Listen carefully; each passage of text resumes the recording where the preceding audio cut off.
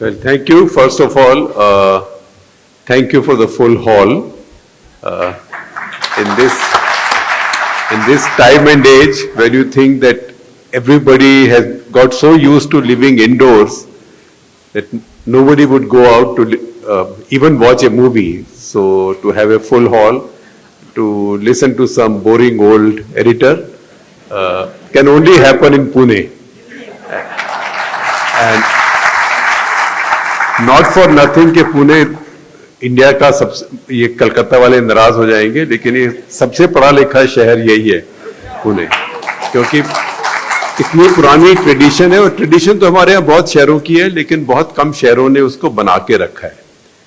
बाकी शहर ज्यादा जो जेंट्रीफाई हो गए और कुछ ना कुछ अपनी ट्रेडिशन छोड़ते गए। जैसे कि अब पता नहीं आप महाराष्ट्र में क्या होता है, जैसे उत्तरी भारत में जैसे हम सड़कों पे हाईवेज पर जाते थे, so there was dhaba culture, so there was a certain dhaba food, so you stop at dhabas to have that certain dhaba food.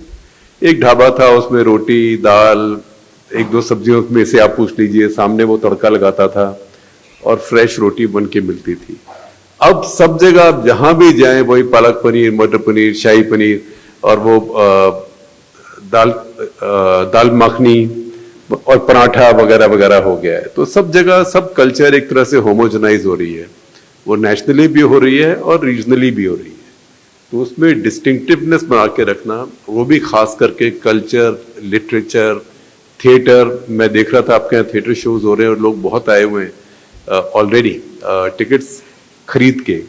ये बहुत कम शहरों में होता है। आप हमारे शहर में अगर आमतौर पे कोई शो करेंगे थिएटर का, तो आमतौर पे दिल्ली शहर में लोग सोचेंगे कहीं ना कहीं से पास मिलना चाहिए, और जिसको पास नहीं मिलेगा वो पैसा दे के पास लेगा, कि चाहे टिकट से भी ज्यादा पैसा लगे, क्योंकि नहीं तो इज्जत खराब हो जाएगी। अगर मुझे पास ही नहीं मिला तो मैं कौन आदमी हूं, मेरी कोई हैसियत ही नहीं है इस शहर में। दैट मीन्स मैं भी कुछ नहीं हूं, मेरा कोई अंकल भी कुछ नहीं है, मेरा कोई बच्चा भी कुछ नहीं है। सो एक कल्चर जो है paying for art culture, theater, poetry, debate, leaving home to go out and watch somebody, listen to somebody. That is a very rich part of Pune's heritage, so please keep it. Please retain it. And that's where I am so honored that I've been asked to deliver this lecture in the honor of Dr. Nana Sahab Parulekar, who was one of the pillars of this culture. One of the pillars of this culture. It's a great misfortune. आप mind करेंगे मैं थोड़ा सा bilingual रहूं या पूरा हिंदी पूरा English? Bilingual चले, बाइलिंग। वैसे मेरी हिंदी ठीक ठाक है, अंग्रेजी में कभी कभी मसला होता है, हिंदी मेरी ठीक ठाक है। तो मैं बोलूंगा, ज्यादा हिंदी बोलूंगा, बिकॉज इस साइड से एक रिक्वेस्ट आई थी, एक ऑर्डर आया था कि हिंदी में बोलिए, क्योंकि मराठी तो मुझे आती नहीं। तो उनके बारे में मैंने बहुत सुना भी, और एक बदकिस्मती भी है, और हमारी एक ये फेलियर भी है कि इतना हम पहले जानते नहीं थे हम लोग। मैं भी जर्नलिस्ट 45 साल से रहा हूं, तो 45 by in 45 years I would have at least known better about stalwarts just before our generation in journalism. So we may know कि जवाहरलाल नेहरू ने कभी नेशनल हेरल्ड शुरू किया, या किसी ने कभी न्यू एज शुरू किया, या किसी ने कभी स्टेट्समैन शुरू किया, but real journalism in India has been done in its languages. हम इंग्लिश में, क्योंकि इंग्लिश की दो तीन चीजें इंग्लिश में, एक तो ये कि इलीट्स तो देश की हैं, जो रूलिंग इलीट्स हैं, they still function in English, हालांकि वो चेंज होना शुरू हो गया है। दूसरी बात यह कि जो हमारे advertising people who control revenues, not so much owners of companies, but they are marketing managers and ad agencies. They mostly think in English. So they naturally transfer much more revenue to English publications or English language journalism than to Hindi, and in turn much more to Hindi than to regional languages. So Pratap ji will know this, that just the value of eyeballs, a pair of eyeballs, varies from English to Hindi to other languages. And that's why it is that much more a challenge to run successful, but not just successful, but also modern, really, truly journalistic institutions in our national languages. We don't have one national language, we have many national languages. And Marathi is one of our national languages. So to found something like Sakal in Marathi, because when you found a newspaper or when you found a media organization, whatever the medium, it can be print, एक ज़माने में सिर्फ print था, it can be TV, it can be digital, it can be radio, it can be anything. A news media organization, it's not just a company, it is an institution. और वो institution चलता है, चलता है, चलता है. मतलब ऐसा चलता है, मैं ज़्यादा किसी की बात नहीं करना चाहता, लेकिन आप एक देखिए, look at a paper called the Statesman. Statesman Calcutta से निकलता है, इंडिया के सबसे पुराने इंग्लिश लैंग्वेज पेपर्स के माफिक है. उस पेपर को उसके ओनर्स ने इतनी कोशिश की है, इतने डिकेड से खत्म करने की, लेकिन फिर भी खत्म नहीं हो रहा है. क्योंकि मीडिया ऑर्गेनाइजेशंस इंस्टीट्यूशंस होते हैं. तो कई बार हम मजाक में कहते भी हैं कि newspapers are like nuclear power plants. It takes a very long time and expense to build one, but it also takes a very long time and a great deal of effort to shut it down. क्योंकि फिर यही challenge होते है कि इसको बंद करेंगे, बंद करने के बाद क्या करेंगे. तो ये एक इंस्टीट्यूशन होता है जो बहुत लॉन्ग लास्टिंग होता है.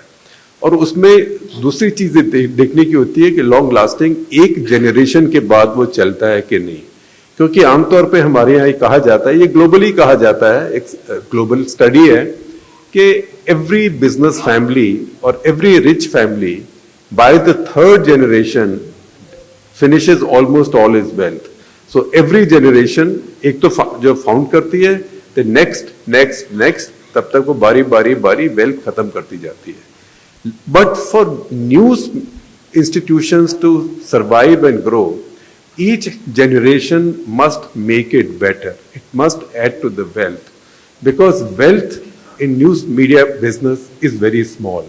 It is not like no news media business gets you a multiple of 700 or 800 of your share in the stock market. जैसे आजकल हमारे यहाँ अडानी जी की सब हर कंपनी के 700-800 टाइम्स अर्निंग उनका शेयर प्राइस है. तो ये न्यूज में नहीं मिलता है. तो न्यूज का काम कॉम्प्लेक्स होता है और आपको दिल में जब पसंद आता है तभी करना चाहिए. मैं आपको एक कहानी बताऊंगा.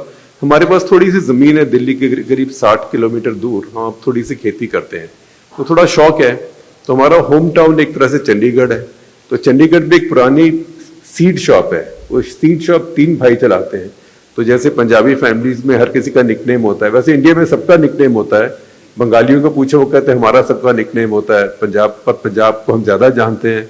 तो 3 भाई हैं, उनका निकनेम है बॉबी, रॉबी और डॉबी.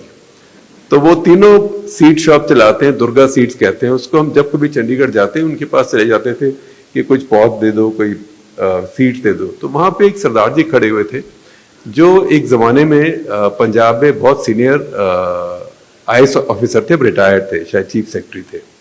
तो मैंने कहा आप क्या करने आए यहाँ पे? तो बोले मैं जो आप करने आए वही करने में आया हूँ. तो मैंने कहा आप कहाँ आप खेती करते हैं? तो उन्होंने कहा मेरी ये मोहाली के आगे एक जमीन है 10-12 एकड़, तो मैं वहाँ खेती करता हूँ. तो मैंने कहा आपको कितनी यील्ड मिलती है पर एकड़, कितना फायदा? तो बोले जी 1,10,000 रुपए पर एकड़. तो हमने कहा जी आप क्या उगाते हैं वहां पे जो आपको, हम पंजाबी में बात कर रहे थे कि जी 1,10,000 रुपए में कैसे मिलती है? तो 1 एकड़ में तो अच्छे से अच्छे किसान को 10-12 हजार रुपए से ऊपर यील्ड नहीं मिलती. तो मुझे पंजाबी में बोले देखो इस तरह है कि 10,000 दी खेती ते 1 लाख दा नजारा, which means 10,000 rupees worth of farming output and 1 lakh rupees worth of fun or enjoyment and satisfaction. That is what running a newspaper or a news media organization is all about. So मैं आपको एक किस्सा भी बताता हूँ कि जब ये अन्ना मूवमेंट हुआ, so I was then the editor of Indian Express, and we were on the view from the very beginning that Anna movement, one, is purely political.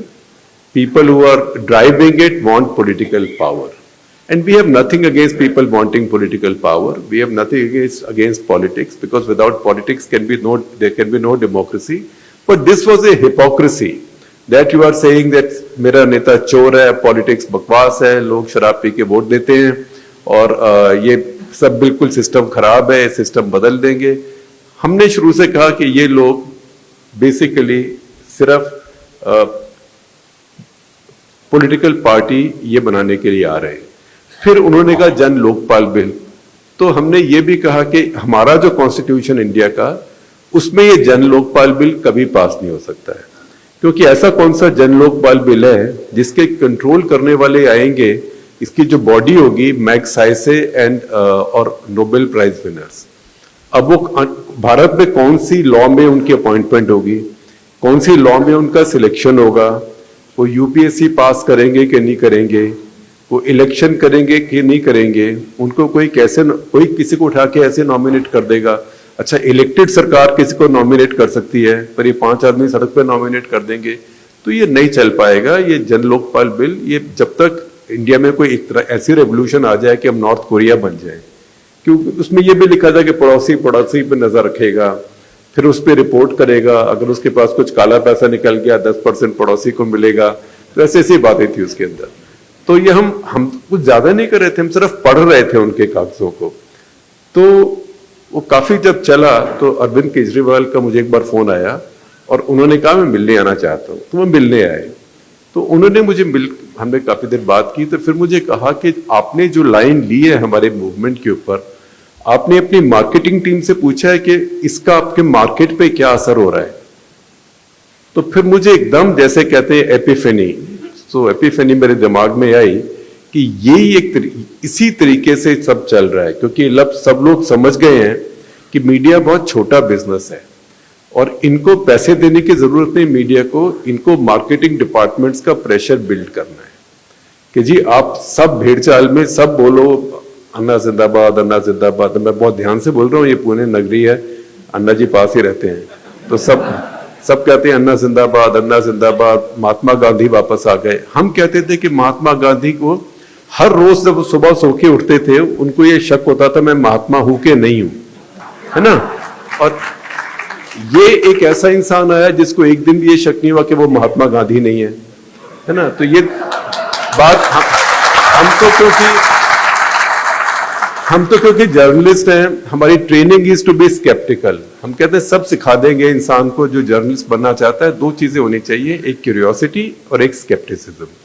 हम तो स्केप्टिकल हैं, ये महात्मा गांधी नहीं है। लेकिन आप देखिए कि सारा मीडिया उस समय एक ही डायरेक्शन में जा रहा था। अब वो सारा मीडिया खड़ा होकर कह रहा है नहीं तो सिर्फ पॉलिटिक्स के लिए था, नहीं अन्ना हजारे तो एक जोक थे, अब तो बेचारे कुछ स्टेटमेंट दे, कोई छापता भी नहीं है उसको, है ना। उन्होंने जब अपना फास्ट तोड़ा तो कई लोगों ने कहा जी उन्होंने हमारे मूवमेंट को धोखा दे दिया, फास्ट तोड़ दिया। अरे भाई अगले आदमी को जान बचानी है, उसको समझ आ गया कि आप उसकी जान कुर्बानी करके अपनी रोटियां सेक रहे हो उसकी चिता के ऊपर, है ना। तो वो आपके काबू में क्यों आता? तो ये बातें होती हैं जो प्रेशर होते हैं मीडिया में, जर्नलिज्म में। ये सिर्फ प्रेशर इसलिए नहीं आता, ऐसे नहीं आता कि सरकार से कोई आपको फोन कर रहा है या कोई पुलिस वाला आपके घर आके बैठ गया या ईडी वाला, सीबीआई वाला, वो सब आते हैं, वो प्रेशर भी होते हैं। लेकिन एक बड़ा प्रेशर होता है भेड़ चाल का। भेड़ चाल के प्रेशर से बचना बहुत जरूरी है। और यही मैं देख रहा हूं जब मैं डॉक्टर पारुलेकर के बारे में भी सुन रहा हूं और अब समझ रहा हूं, प्रताप जी से भी मेरी बात हुई, उनमें शुरू से हिम्मत थी कि जो एक लीक थी उस लीक को छोड़ के अलग लीक पर चलने की, और वो बहुत जरूरी था। लेकिन इस समय अब क्या होता है कि अब देखिए, जैसे मैं आपको लाइव उदाहरण देता हूं मैं आपको, कि एक एंकर जो आजकल बहुत पॉपुलर थी, उनकी बात नहीं कर रहा, जो रोज शाम को हम हमारे को जगा के रखते हैं कि देश में चोर आ गए, अगर मैं नहीं हूं तो पता नहीं क्या होगा, वो नहीं, उनकी बात नहीं कर रहा हूं। ये एक बियॉन्ड चैनल है, तो बियॉन्ड चैनल में पलकी शर्मा थी। तो पलकी शर्मा बहुत पॉपुलर थी, उनका शो ग्रेविटास जो ज्यादातर फॉरेन अफेयर्स के बारे में बोलती थी और बोल के थोड़ा सा बताती थी कि अमेरिका ने क्या गलत किया, चीन ने क्या गलत किया, रूस ने क्या गलत किया, ब्रिटेन ने क्या गलत किया, यूरोप के देश कितना गलत करते हैं, और जब अपने आप गलती करते हैं उनका मीडिया उनके बारे में नहीं बात करता है, लेकिन हमारे के देश में कुछ गलत हो जाए तो उनका बहुत फॉलोइंग थी। अब वो किसी कारण से उन्होंने छोड़ दिया तो क्या हुआ, उन्होंने छोड़ दिया तो इमीडिएटली आज आप देखिए उस बियॉन्ड चैनल पर जाइएगा और ग्रेविटास आप गूगल करिएगा या चैनल पे जाके देखिएगा, उन्होंने एक और फीमेल एंकर बिठा दी है। कोशिश करिए कि वो दिखने में भी वैसी हो और स्टाइल भी उसी से बोल रही है। In New York lot of people are dying, but New York Times is not publishing any drone pictures, but when people died in India they published drone pictures, why is this happening. वो बिल्कुल उसी style से बोल रही है। तो ये होता है जब एक लकीर आप बना लेते हैं तो आप खुद भी उस लकीर के फकीर बन जाते हैं। ये मीडिया जो है, न्यूज मीडिया, ये भी एक क्रिएटिव परसूट है। ये आपका ये जो प्रेमिसेस है ये क्रिएटिव एक्टिविटीज के लिए है। तो मीडिया अगर सिर्फ ऐसे मैकेनिकली होना शुरू हो जाए कि ये सक्सेसफुल है, हम यही करते हैं, तो फिर हमारे एडिटर्स की जगह हम रोबोट्स लगा दिए जाएंगे और रिपोर्टर्स की जगह भी रोबोट्स होंगे। आजकल तो वो एक कान से सुनेगा रोबोट, दूसरे कान से 18 लैंग्वेज में ट्रांसलेट भी कर देगा और वो छप जाएगा। तो ऐसे नहीं होता है। जो जर्नलिज्म है it is a touchy feely profession. और लोग आजकल नए जो ट्रेंड्स आ गए हैं कि गूगल कर दिया, गूगल में देख लिया, एक आदमी को जरूरत भी किसी को फोन कर दिया। तो मैं भी सब लोगों से, यंग जर्नलिस्ट को भी कहता हूं कि जाओ मिलो सोर्सेज से।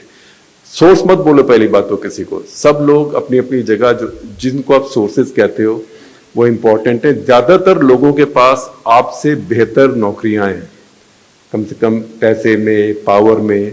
वो अगर आपके लिए समय निकालते हैं तो आपको फेवर कर रहे हैं, आप उनको फेवर नहीं कर रहे। तो एक तो उनसे जाके मिलिए, और दूसरी बात आप कभी डॉक्टर के पास जाते हैं। आजकल क्या होता है, आप डॉक्टर के पास गए, आप बैठे, डॉक्टर 3 बार तो डॉक्टर के पास फोन आता है जब आप बैठे होते हैं, चाहे डॉक्टर आपका दोस्त भी हो और सबसे एक्सपेंसिव डॉक्टर हो, फिर भी उसे टाइम नहीं है। फिर एक साइड से वो देखता है आपका स्कैन, दूसरे साइड से आपका देखता है ब्लड रिपोर्ट, हाँ, फिर आपको बोलता है अच्छा ये दवाई। जब तक वो दवाई बोलता है या आपके जो स्कैन पढ़ के या ब्लड रिपोर्ट पढ़ के कुछ बोलता है, तब तक जो पेशेंट होता है गूगल करना शुरू कर देता है साइड इफेक्ट्स, राइट। तो आप कभी रीएश्योर्ड, मैं तो कम से कम फील नहीं करता हूं। मुझे लगता है डॉक्टर जो भी, अगर मुझे उसके पास जाना पड़ा तो कहीं मुझे पोक करे, कहीं पेट में, कहीं ऐसे यूजुअली डॉक्टर करते हैं, कहीं कहीं आंख में देखे, कहीं कान में देखे। तो यही जो जर्नलिज्म है ये भी एक टची फीली प्रोफेशन है। लेकिन अगर हम फॉर्मूलाइक हो जाते हैं तो उसको छोड़ देते हैं, और जब उसको छोड़ देते हैं और फॉर्मूलाइक हो जाते हैं, और ये प्रेशर खास करके जो current market pressure, markets are very important. Without markets, no free journalism can survive. Without private sector, without markets, no free journalism can survive. Those who say that journalists, cooperatives should run media organizations, it's complete nonsense. I've been member of one media housing cooperative, and I can tell you journalists cannot run even a cooperative housing society which is making houses for themselves, right? They are constantly fighting themselves, politicking, trying to poison each other's lunch. जो newsroom politics होती है वही उधर भी होती है। तो private sector markets बहुत जरूरी हैं, लेकिन मार्केट्स में प्रोडक्ट डिफरेंशिएशन आता है व्यूज से। So underlying any media organisation, for it to have institutional power, for it to claim to be a part of at least a brick in that fourth pillar of our constitutional system, of our democracy, it has to have beliefs, views, even ideology. As long as the ideology is clearly stated, it is perfectly fine. In fact, if anything, I think it's a tragedy for India that parties increasingly no longer have their newspapers. India had a very rich tradition of political parties having their newspapers. BJP had Motherland, Congress Party had National Herald, I think CPM had New Age, CPI had Patriot. All these papers have shut down. National Herald right now is in headlines for other reasons. not because it's a newspaper, but that's a paper founded by Jawaharlal Nehru, where Feroz Gandhi was editor, where Lal Bahadur Shastri had worked as news editor or maybe editorial page editor. So that tradition. So to have institutional strength, to justify being at least a brick in that pillar, that the media is supposed to be the fourth pillar, a media organization has to have beliefs, views, a soul, which means its editor should know what shall be published, come what may. That this deserves to be published, this will be published, come what may, whatever the pressure. At the same time, this does not deserve to be published, and this will not be published, come what may. That is the power of an editor, and that is the power that unfortunately has also weakened over time. And there are many reasons, but one of the reasons also is that now journalists are better paid, which is a very good thing. In fact, that's because I was a journalist who became the CEO of a company with full freedom. If I committed any crime, it was raising salaries in that organization too high.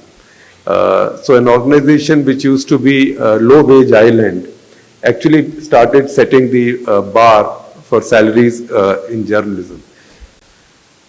And there are other expensive. Newsprint has become more expensive. Given the way the market is, you cannot sell your newspaper for too high a price. So in that situation, there are all kinds of pressures. So owners also think that, look, I can't leave everything to the editor's view or opinion, because this is not the editor's own ideological toy. This is not a hobby. But within that, balance has to be found, and that is where institutional memory and institutional commitment and beliefs and a set of beliefs and even ideology all play a role. Because our media in India has evolved. It has evolved over 150 years. I think Times of India is about 200 years now. And there were papers before that also. I think the Statesman was before that, and some other papers were came in before that. But roughly, I would say the history of modern Indian news media is about 125 years. In those 125 years, we have seen many phases. So there was a time when one set of newspapers, the English newspapers, were basically run by pro-British people. Some were founded by the British themselves. The editors were British. The Times of India, Barrett Coleman and Company, Statesman, for example. Then, in the second phase, some of the richer Indians set up English newspapers. The Tribune came up. Some others came up, and there the idea was, Hindustan Times came up a bit later, but Birla set it up. But the idea was that now the Indian elites could talk to the British masters in their language. And alongside, another bit of newspapers came up in India, tab to ek saraf newspaper hi the, which were then founded or patronized by leading freedom fighters, from beginning with Gandhi, Tilak in your own city, etc., etc. So those were like views papers. They were not newspapers. Now I understand also that Dr. Parulekar also made a contribution into making that movement from views paper to newspaper. So that was very important. But then we have seen many other phases in the evolution of news media in India as a pillar of democracy. Now, if I only look back on my times, then one big change was 1975. Would anybody recall what happened in 1975 that changed things for us? The emergency happened. The emergency happened, and suddenly people of India noticed that spies had gone out of their lives. कि सुबह क्या पढ़ें, क्या देखें? क्योंकि तब दूरदर्शन तो हर जगह पहुंचा ही नहीं था. अभी 75 में तो दिल्ली के 100 किलोमीटर तक ही दूरदर्शन जाता था. Maybe some other major cities it may have come to by then. But it was just Doordarshan, just government propaganda. Radio was all government propaganda. Even to listen to film music, you had to go to All India Radio. एक programme दोपहर में 12 से 1 बजे तक, एक programme कभी शाम को होता था, एक ऑल इंडिया रेडियो की उर्दू सर्विस पर रात को आता था, और एक नहीं तो रेडियो से लॉन्च सुनना पड़ता था, जो शॉर्ट वेव पे आवाज ऐसी आती है ना, कई बार कहीं ऑडियो खराब हो, मान लो यहाँ का ऑडियो खराब हो ऊपर नीचे, आजकल तो लोग भूल गए, तो पहले लोग कहते भैया वहां का तो ऑडियो शॉर्ट वेव में चल रहा है ना, क्योंकि सब लोगों को आदत पड़ गई थी रेडियो से लॉन्च पे गाने सुनने की, वो ऊपर नीचे जाया करता था. So suddenly people said, something has been taken away from us. And everybody became aware that what had been taken away from them was the free press. When emergency was lifted and the free press came back, there was a big boom in news media in India. That was the first revolution in news media in independent India. Because what happened then was that people, by and large, they came to the decision that Mrs. Gandhi, Indira Gandhi, did a very cheap thing by censoring newspapers. That in future newspapers should never be censored. So हमारे constitution में freedom of the press guaranteed नहीं है, हमारे court judgements में भी freedom of the press guaranteed नहीं है. हमारे कॉन्स्टिट्यूशन में जो आर्टिकल 19 में हमारी फ्रीडम भी थी, वो जवाहरलाल नेहरू ने शुरू में आते ही अमेंडमेंट करके उसको लिमिटेड कर दिया. तो एक किताब अभी आई है त्रिपुरार दमन सिंह की, वो ब्रिटेन में पढ़ता है अच्छी यूनिवर्सिटी में, उसका मैं किताब का नाम बोल रहा हूँ, द फर्स्ट 13 डेज या फर्स्ट 18 डेज ऐसे कुछ नाम है. तो उस किताब उसमें, क्योंकि उन दिनों के अंदर ही ये पहली अमेंडमेंट आ गई थी हमारे कॉन्स्टिट्यूशन में, जिससे कि आर्टिकल 19 में कह दिया कि freedom of expression but within reasonable limits with some reasonable restrictions. वो अभी भी तमाशा चल रहा है उसके ऊपर, every third day Supreme Court में उसी के ऊपर केस होता है. So there is nothing in the constitution और the laws to guarantee our freedom. What is it that guarantees our freedom? What guarantees our freedoms is the social compact that came into being after the emergency between the people of India and between the journalists of India, that look, what you do is very valuable to us. We don't like restrictions being put on you, and in future we don't want any restrictions put on you. So हमारी freedom जो India के में media की है, जो fourth pillar की freedom है, वो social contract है, unwritten social contract. और अब जब कई बार होता है, बहुत पॉपुलिज्म होता है मीडिया में, या बहुत सेंसेशनलिज्म होता है, या सांप की शादी पेड़ से हो गई, राइट? करवा चौथ का महत्व, शनिवार को अगर आप शनि देवता को तेल नहीं चढ़ाओगे तो आपके सिर पे सिंह उगाएंगे, राइट? सो या हमने चीनियों को ठोक दिया, एक हफ्ते के अंदर लद्दाख में चीनी भाग गए. एक चैनल पे मैं देख रहा था, मैं कई बार फोटो भी खींच लेता हूँ इनकी, फिर मैं ट्विटर पर शेयर करता, अब नहीं करता, कि सब लोग यंग जर्नलिस्ट हैं, उनको जो कहा जाए वो कर रहे हैं, कि रफाल आ गया तो शी जिनपिंग का पेट खराब हो गया. ये हेडलाइन है टीवी चैनल की. तो ये सब चीजें होती हैं, और इसके अंदर जब या लोग देखते हैं कि आप बहुत ज्यादा चमचागिरी कर रहे हैं सरकार की, जो मेरे ख्याल में कहूंगा कि 10 में से 8 इस समय हैं, और या आप ये देखिए कि जो भी सरकार करे उसको उल्टा सीधा गाली, फैशिस्ट किलर, जो मर्जी, मास किलर, जो आपको हिटलर, मुसोलिनी, मिलोसेविच, जो गाली आपको इस तरह की याद आए आप दे देते हैं. तो मैं कहूंगा कि 10 में से 8 तो हैं जो चमचागिरी कर रहे हैं. अभी एक ऐसा है जो हर बात में हिटलर मुसोलिनी दी अमीन बोल रहे हैं, और एक ऐसा है जो इन दोनों से अलग है, जो कहीं ढूंढ रहा है कि इसमें सच्चाई क्या है, यहां भी हो सकती है, वहां भी हो सकती है. तो इस स्थिति में जब वही जनता देश की जिसने हमें ये आजादी दी है, जो हमारी आजादी को गारंटी करती है, कोई कोर्ट, कोई कॉन्स्टिट्यूशन, कोई पार्लियामेंट हमारी आजादी को, अभिव्यक्ति की आजादी को, फ्रीडम ऑफ एक्सप्रेशन को, फ्रीडम ऑफ द प्रेस को गारंटी नहीं करता है, ये पॉपुलर ओपिनियन करती है. तो जब ऐसे काम होते हैं तो जो पॉपुलर ओपिनियन है वो परेशान होती है, और वो कहते हैं यार इनको आजादी दी है, उसका मतलब ये थोड़ा है कि सुबह से शाम तक मुझे करवा चौथ का महत्व सिखा रहे हैं. अब करवा चौथ भी भारत में हर जगह तो होता नहीं है, कुछ जगह में ही होता है. तो जिसको उसमें विश्वास है वो करिए, जिसको नहीं है वो मत करिए. लेकिन ये न्यूज चैनल्स का या न्यूज मीडिया का काम नहीं है कि उसके फिर उसके स्पॉन्सर लेकर प्राइम टाइम में उसको दिखाएं। तो इससे जो हमारी जो पब्लिक ओपिनियन है that gets sceptical about journalists. वो कहते हैं यार इनका काम सिर्फ ये है या फिर सरकार की चमचागिरी करते हैं। So they might be voting for the same government, so they will not be angry with you to that extent, but they will not see you as journalists, क्योंकि पब्लिक ये सब जानती है। हम जब जर्नलिज्म स्टूडेंट्स थे 1975-76, can I have that water, 1975-76 में मैं पंजाब यूनिवर्सिटी चंडीगढ़ में था स्टूडेंट। तो हमारे एक पुराने टीचर थे जो हमें रिपोर्टिंग सिखाते थे। He was an old man, retired थे, 16 टोपी पहन के आते थे।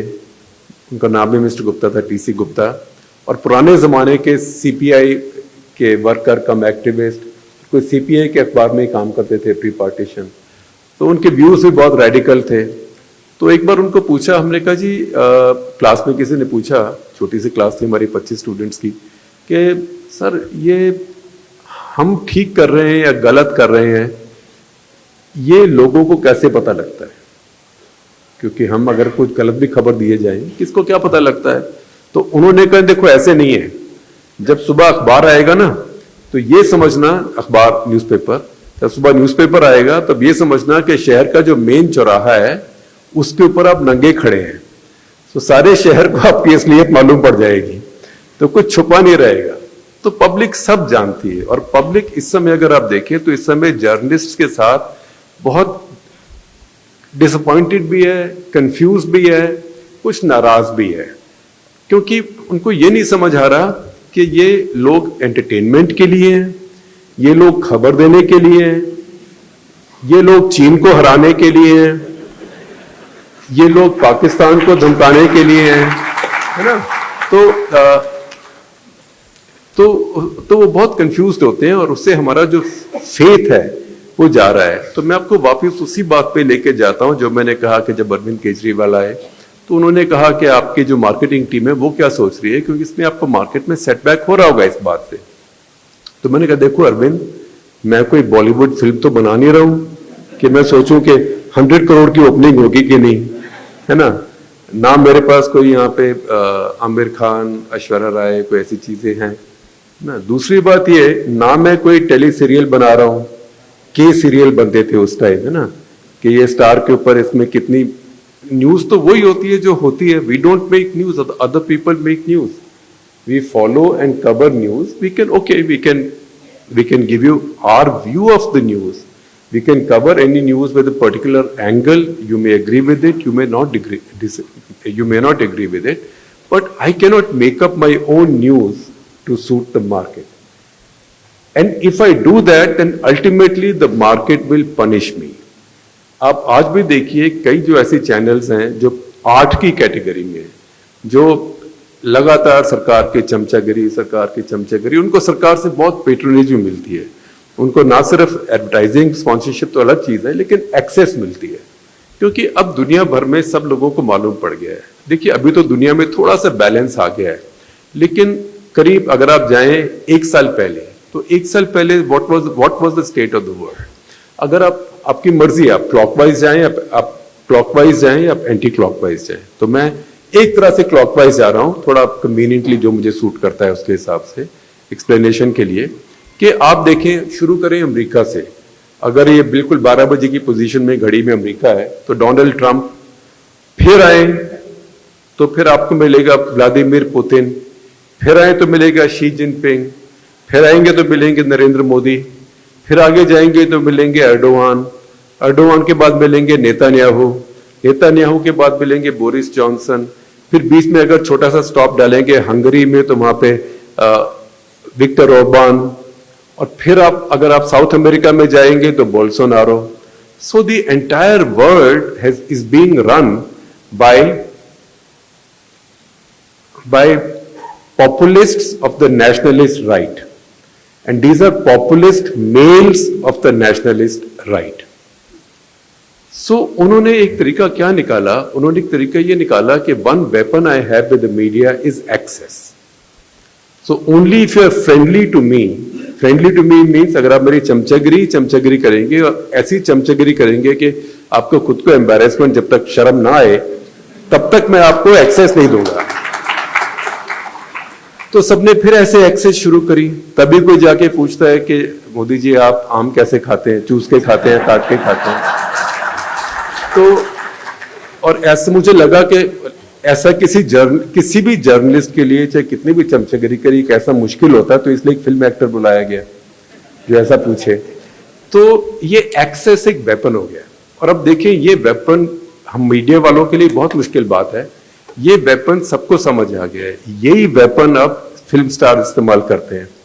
आप किसी फिल्म स्टार की, बड़े स्टार की खासकर, एक फिल्म के बारे में एक लाइन बुरी कहीं ट्वीट पर बोल दीजिए, वो उसकी पीआर टीम को बोलेगा, वो आपको हमेशा के लिए बॉयकॉट कर देगा। अगर आप फिल्म जर्नलिस्ट हैं, मान लीजिए आपको शाहरुख, आमिर, सलमान, रणबीर कपूर, रणवीर सिंह या दीपिका पादुकोण या आलिया भट्ट, इनमें से किसी ने भी अगर आपको एक बार ब्लैक बॉल कर दिया कि ये मुझे पसंद नहीं है, आपकी तो दुकान बंद हो जाएगी। आप कैसे काम करेंगे फिर उसके बाद? यही बात फिर स्पोर्ट्स वाले भी सीख गए। आपने किसी एक क्रिकेटर के बारे में एक लाइन कभी गलती से भी बोल दी कहीं पे, आपको बिल्कुल अपने सर्कल से बाहर कर दिया। संजय मंजरेकर ने, हालांकि मैं उसकी कमेंट्री का फैन नहीं हूं, लेकिन संजय मंजरेकर ने एक कमेंट्री में किसी को क्रिटिसाइज कर दिया, अगली बार उसको ड्रॉप कर दिया। तो ये प्रेशर्स हैं इस समय मीडिया के ऊपर, न्यूज मीडिया के ऊपर, ये बहुत मल्टीपल लेवल से प्रेशर आ रहा है। और इन प्रेशर्स को अगर आप इनको, if you submit to these pressures then you lose, if you don't submit to these pressures then you lose access, if you submit to these pressures then you lose public opinion. Without public opinion there is no guarantee to our freedoms. क्योंकि अभी भी जो थोड़ी बहुत freedom हमारी बची हुई है वो आंख की शर्म से बची है। सरकारें भी सोचती हैं, कोई भी सरकार हो कि यार जरूरत से ज्यादा करेंगे दुनिया भर में बदनामी होगी, दुनिया में मुंह कैसे दिखाएंगे। इसीलिए जब ग्लोबली रेटिंग्स आती हैं, प्रेस फ्रीडम रेटिंग्स आती हैं, तो सरकार बहुत एम्बैरेस होती है। सरकार को लगता है यार गड़बड़ हो गया। एक नीति आयोग में अभी एक ग्रुप भी बनाया गया है जिसका काम ये है कि कुछ ऐसे तरीके निकालो और ऐसी प्रोसेस निकालो जिससे भारत की ग्लोबल रैंकिंग्स जो नीचे जा रही हैं वो इंप्रूव हो सके। तो इन सब चीजों का असर होता है। तो ये आप कह रहे हैं, आपने सवाल पूछा expectations and reality. So realities एक जगह होती हैं, लेकिन जो एक्सपेक्टेशंस होती हैं वो रियलिस्टिक नहीं होती। एक्सपेक्टेशंस रियलिटी में बेस्ड नहीं होती। जो हमारे रीडर्स की, व्यूअर्स की, वॉचर्स की, लिसनर्स की एक्सपेक्टेशंस है हमारे पास, हम उनको जाके ये नहीं कह सकते कि बॉस तेरी एक्सपेक्टेशंस तो हैं पर तेरे को ये पता है मुझे कितनी प्रॉब्लम से डील करना पड़ रहा है। इसके साथ साथ कभी मेरा पेट भी खराब हो जाता है, कभी बुखार भी हो जाता है, डेंगू भी होता है, कोविड भी होता है, वो सब भी डील करना पड़ता है। तो मेरी जगह आके देख, ये चलता नहीं है। Because expectations that the people have of us are very high, and for a long time you can never meet everybody's expectations. You can never meet everybody's expectations or anybody's expectations all the time. Very often, if I look back at something that I wrote 3 weeks back in my weekly column, I said, "Shh, I wrote this, right? I wish I had a chance to revise it again." So nothing remains the same. But the fact is that if we don't live up to these expectations, then this pillar, the 4th pillar, will fray faster. Because what happens? The judiciary has constitutional guarantees for its independence. Parliament has constitutional guarantees to its power, its privileges. कोई opposition का एक भी MP हो तो खड़ा होकर parliament में जो मर्जी बोल सकता है, चाहे उसके बाद में एक्सपंज भी कर दिया जाए, लेकिन एक बार तो बोलता ही है। और आजकल तो लाइव सारी दुनिया सुनती है, उसके ऊपर केस नहीं हो सकता। सिमिलरली जो इलेक्टेड गवर्नमेंट है उसकी भी गारंटीज हैं, उसमें किसी के ऊपर कोई करप्शन का केस हो वो भी सरकार की अपनी परमिशन के बिना केस नहीं हो सकता।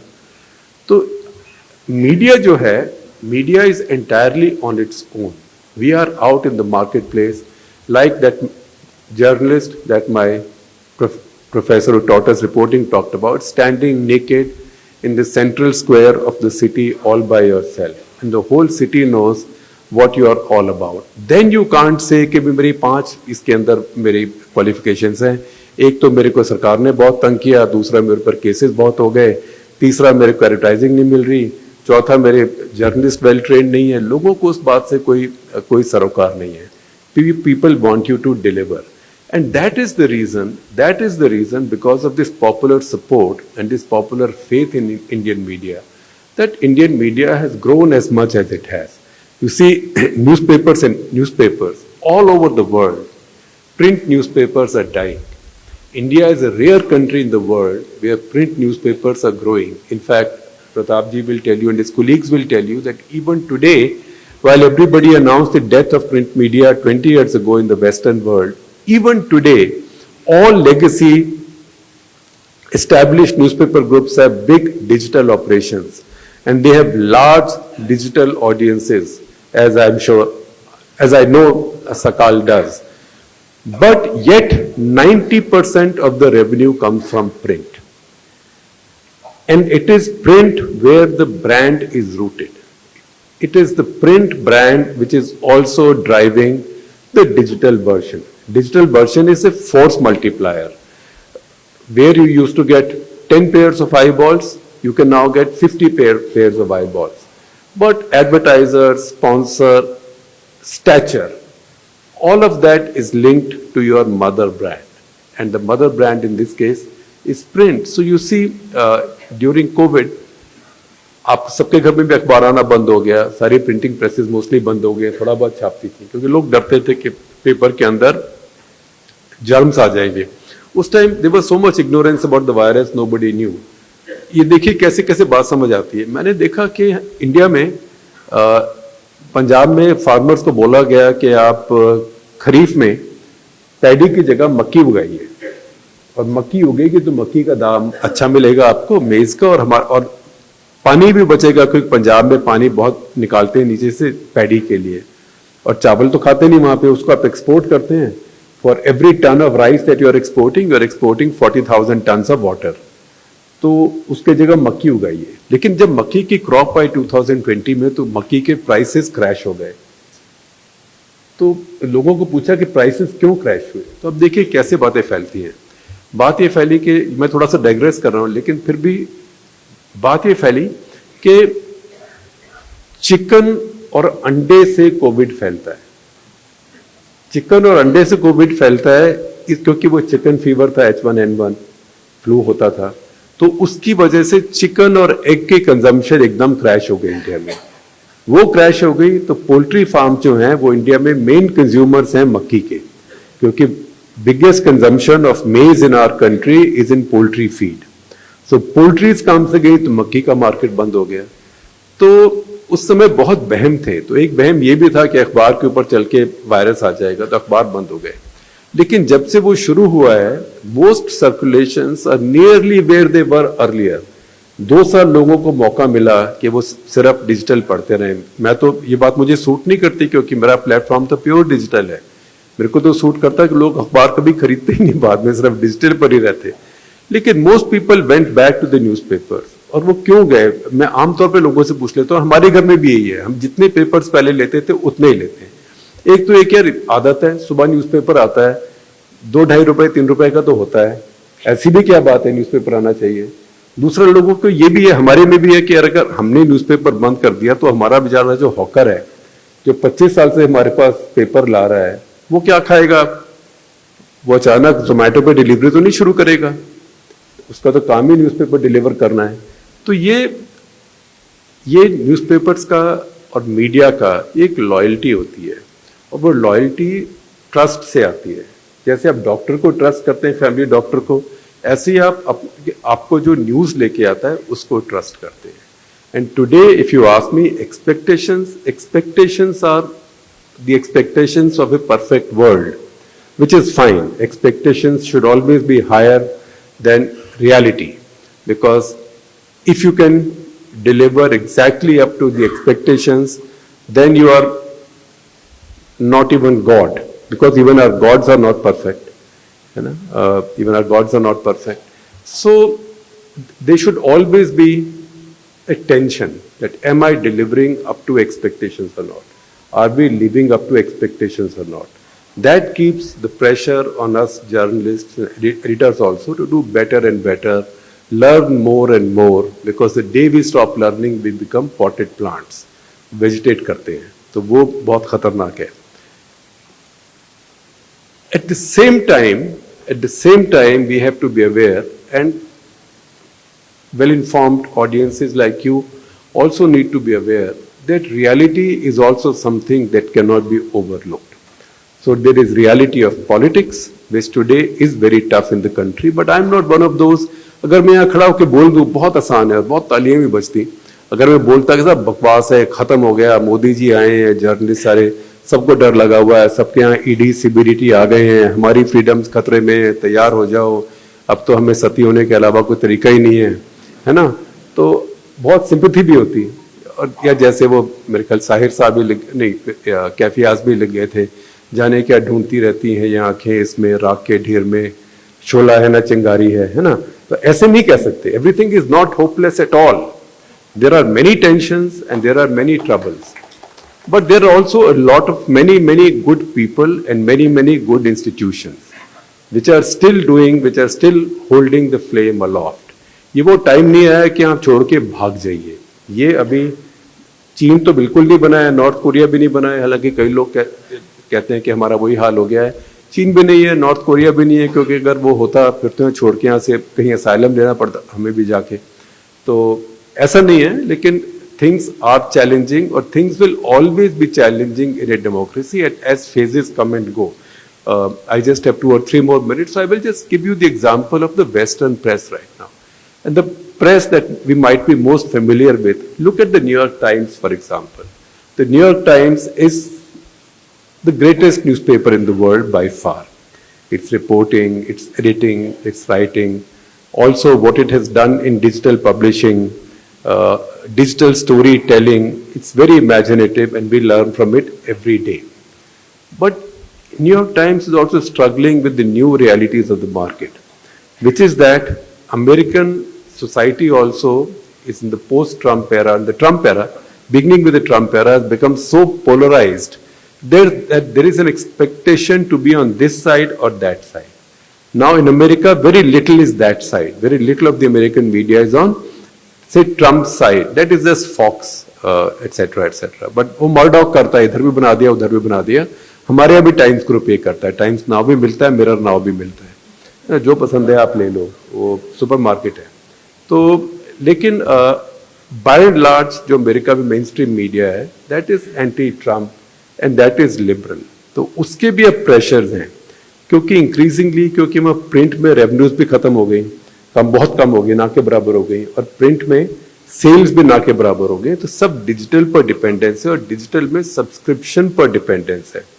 तो उधर एक नया खतरा पैदा हो गया है कि इस स्टोरी के ऊपर या इस इशू के ऊपर अगर मैं ये लाइन ले लूं, तो क्या मेरी जो सब्सक्रिप्शन डेमोग्राफिक है, क्या वो नाराज होगा या खुश होगा. तो आप देखिए कि न्यूयॉर्क टाइम्स में, आई डोंट नो आप लोगों ने कितना फॉलो किया है, कोई 1.25 साल पहले की बात, 1.5 साल पहले की बात है. अभी ट्रंप वहां पे थे जब अमेरिका में कुछ राइटिंग वगैरह हुई थी ब्लैक लाइव्स मैटर मूवमेंट के टाइम. तो एक रिपब्लिकन पार्टी के सेनेटर हैं कोलोराडो से, टॉम कॉटन, उन्होंने एक ऑपेड पेज आर्टिकल लिखा जो न्यूयॉर्क टाइम्स में छप गया. जिस आर्टिकल में उन्होंने कहा कि ये सब एनआरकी हो रही है और आर्मी कॉल आउट कर देनी चाहिए. उसके बाद न्यूयॉर्क टाइम्स के अपने स्टाफ ने बहुत बड़ा कैंपेन रन किया, जॉइंट लेटर्स लिखे, ईमेल्स लिखी कि ये सब गलत है, इससे आर्मी बुला रहे हैं, ये तो मैं ब्लैक हूँ, मुझे डर लगने लगा है. कुछ और लोगों ने कहा मैं लिबरल हूँ, मुझे डर लगने लगा है, ये तो आप गैस लाइटिंग कर रहे हैं, किसी ने कहा डॉग विस्लिंग कर रहे हैं, जो आजकल के नए डिबेट में वर्ड्स आए हैं. तो वो इतना घबराए कि जिस एडिटर ने वो आर्टिकल क्लियर किया था, number 2 on the opinion section, he had to leave. उसके बाद जो उसकी डेप्यूटी थी, who was also seen to be not liberal enough nor left enough, बारी wise, she also had to leave. And the reason, in my view, even the great NYT let it happen, was that they knew that this controversy was going to harm them over their subscriptions, over their subscribers' view of their publication. So these are issues that everybody is dealing with. We uh, we are more affected because our institutions are not that well established. We are a very young republic, a very young democracy. Our politics is, if anything, more polarized than politics even in the US, because identity is a much more complex issue in India. Because in the US it can be black, white, Hispanic, Asian, right? But 90 whatever percent is Christian. In India it's Hindu, Muslim, Sikh, Christian, etc., etc., Buddhist, other Jains. But more than that, so many castes, so many ethnicities, so many tribes. Most people don't realize that if 8.3% of India is tribal, that is 13 crore tribals, which means India has more tribals in the population of France and Britain and all Scandinavian countries, Sweden, Norway, Denmark, Iceland put together.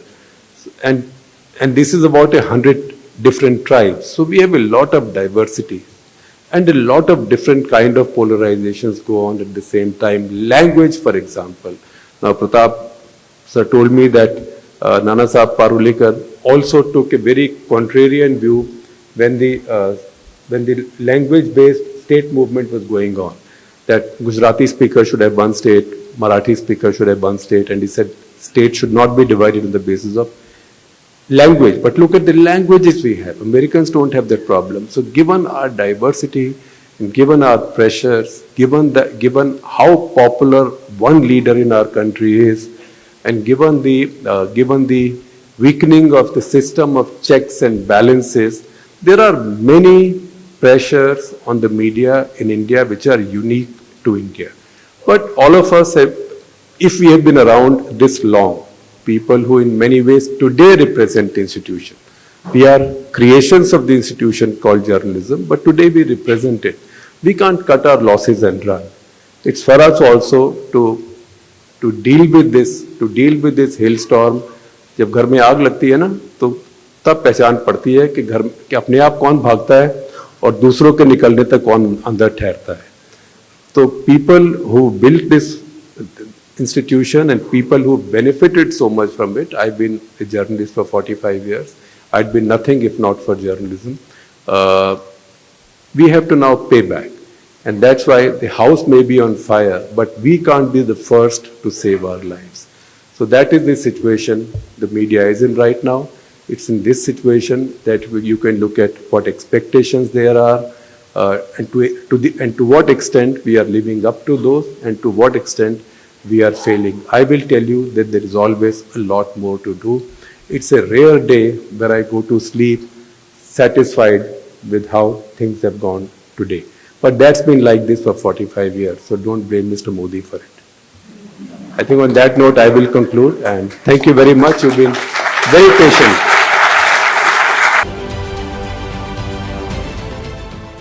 देश विदेशातील प्रत्येक घडामोडींचे live update मिळवण्यासाठी आता साम टीव्हीच्या सर्व social media प्लॅटफॉर्मला like, follow आणि subscribe करा.